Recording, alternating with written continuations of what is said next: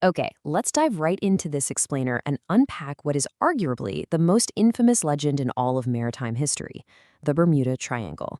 For decades, this specific patch of ocean has just been a source of wild intrigue and absolute, genuine fear. But today, we're going to strip away the myth and use hard facts and a little bit of psychology to figure out exactly what is really going on out there.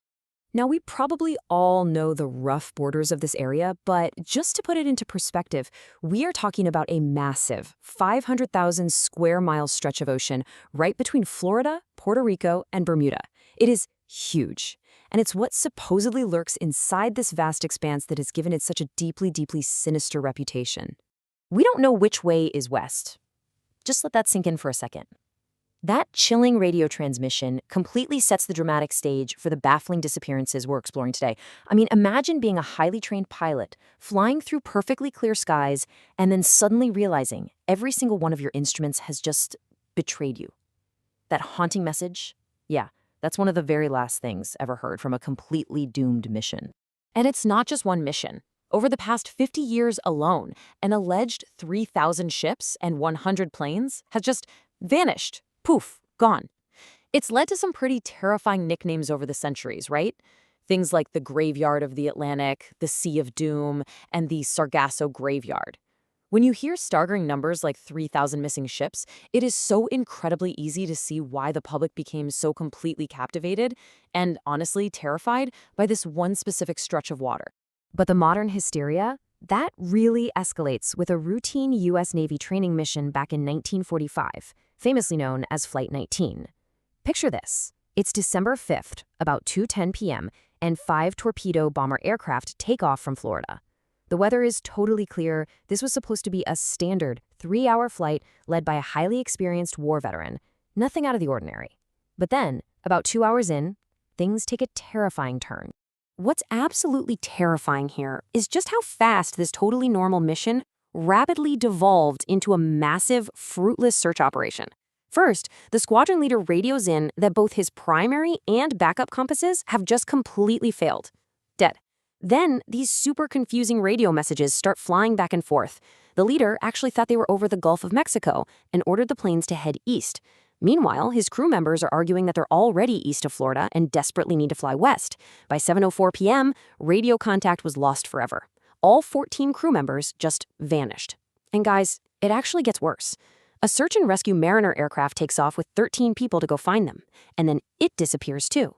A massive air and sea search happened, and they found absolutely nothing. Not a single body, not one piece of wreckage. So where did the origins of this legend actually come from? Because, truth be told, the dreads surrounding these waters didn't just pop up in the 1940s.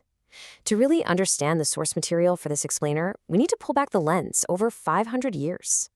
If we look at the historical timeline, you can literally see this myth building layer by layer. It actually starts way back in 1492 when Christopher Columbus reported his compass acting weird and seeing a strange ball of fire just fall into the sea. Fast forward to 1881, and we get the legendary tale of the Ellen Austin. Supposedly, this ship found a deserted ghost ship, sent its own crew over to salvage it, but a storm separated them. And when they finally found the ship again, that new crew had vanished into thin air. Then, jump to 1918. The USS Cyclops, this massive Navy ship carrying 306 people and 11,000 tons of manganese, completely disappears without a trace. Then we hit Flight 19 in 1945. But get this, the phenomenon didn't actually get its famous name until 1964. That's when writer Vincent H. Gaddis published an article in Argosy magazine called The Deadly Bermuda Triangle. He basically took all these decades of tragedy and officially linked them into one unified, terrifying mystery. Which brings us to the scientific theories and explanations. Because, once that 1964 article dropped, pop culture immediately jumped straight to alien abductions and giant sea monsters, because of course it did. But let's sweep all that sci-fi stuff aside for a minute and look at the actual rational science happening out there on the water. First up, we've got to talk about magnetism and this pretty rare phenomenon known as agonic lines. Historically, these lines have passed right through the Bermuda Triangle zone. You see, normal navigation usually has to account for the fact that your compass points to magnetic north, right? And that is slightly different from true geographic north. But on an agonic line, those two totally distinct points temporarily align perfectly on your compass. So just think about how easily a navigator could get completely turned around if they didn't realize these two distinct poles, magnetic north and geographic north, were suddenly lining up. For the last 200 to 300 years, this exact agonic alignment has frequently fallen right over the Bermuda Triangle area.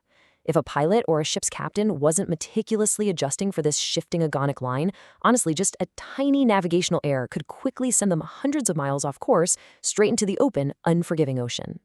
Now, pair that compass confusion with some incredibly severe geographical hazards, and suddenly the danger becomes a lot more practical. The waters around the Bahamas and the Caribbean are this stunning, striking turquoise, right? Well, that's because they are incredibly shallow. Historically, ships would easily get caught on these hidden shoals just lurking right beneath the surface. Add to that the fact that this specific region, right off the coast of Florida and Cuba, gets slammed with some of the highest frequencies of devastating hurricanes in the entire world. When you combine shallow underwater traps, massive storms, and these super fast-moving currents of the Gulf Stream, well, a sinking ship doesn't leave wreckage floating around for very long. It gets swept away. Scientists have actually even tested another wild yet highly scientific theory: methane hydrates. Basically, think of underwater mud volcanoes erupting and releasing massive amounts of methane gas bubbles.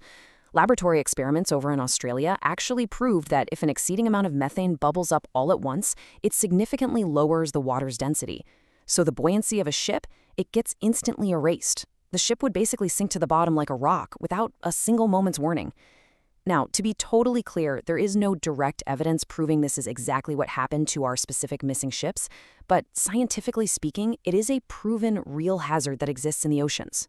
But to truly solve this puzzle, we actually need to pivot to the psychology of mystery.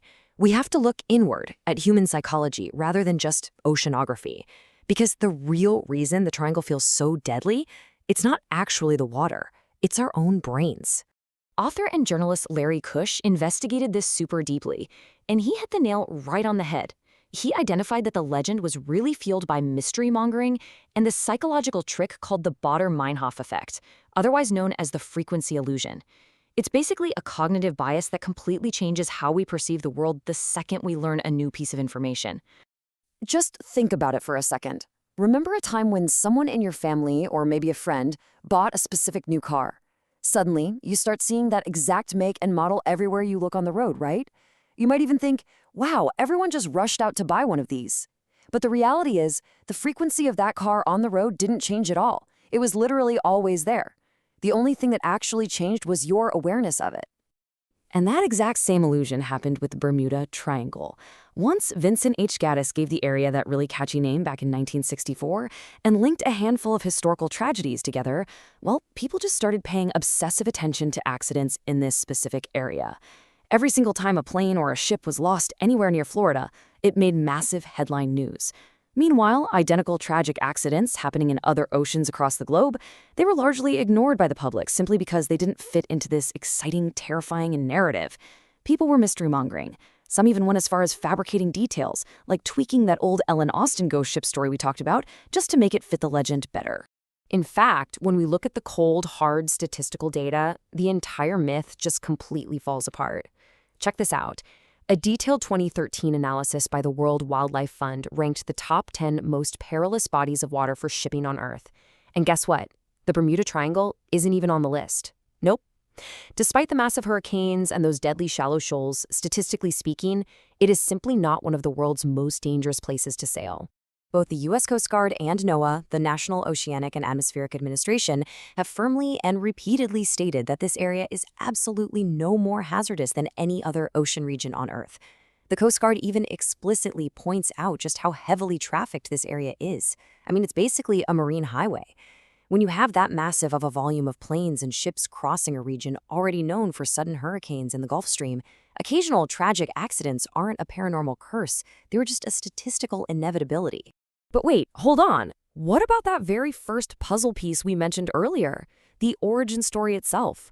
What in the world was that strange, terrifying ball of fire that Christopher Columbus saw plunging into the sea way back in 1492? You know, the thing that kicked off this whole superstition? Science tells us it was simply a meteor. That's it. A perfectly rational, beautiful, and completely natural astronomical event.